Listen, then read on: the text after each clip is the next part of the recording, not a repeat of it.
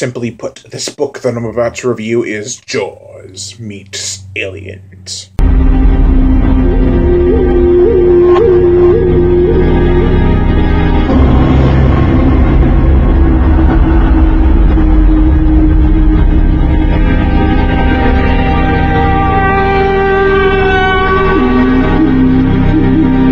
Kronos Rising. At first glance, this book may seem either a tad bit too long or a tad bit too cliche and unoriginal. The plot is, well, pretty cliche, setting-wise. A beachside town is attacked by an underwater menace, and it's up to the local sheriff and a whale expert to stop the terror. Besides setting, though, everything about this book is fresh and fun.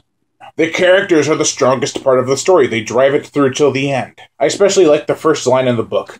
The predator hunted.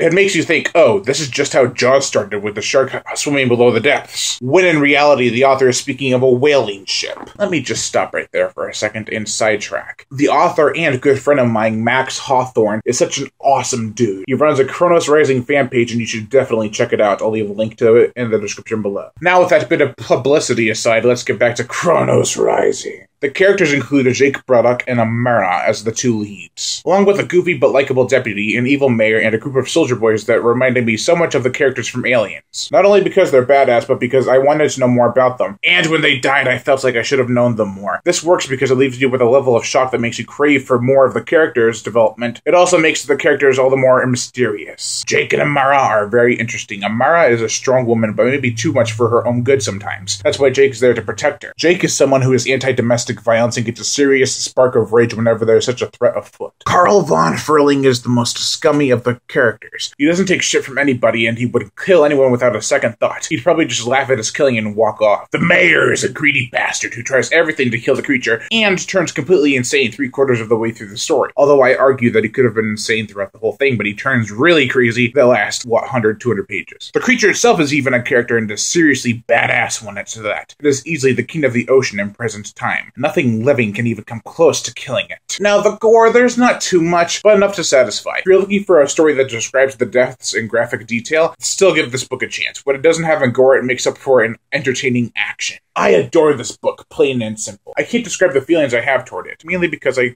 don't know them.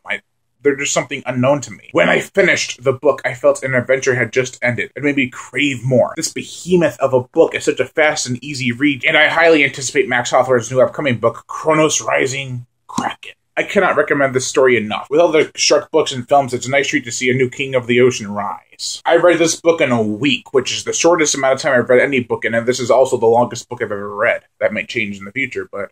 And I couldn't put it down. The tension, the characters, the action, and the story kept me so invested that I never wanted it to end. Overall, I give Kronos Rising by Max Hawthorne a 5 out of 5. I am Brian Gatto, host of Horror Show Book Reviews. Make sure to like my Facebook page in the description below to leave comments and subscribe.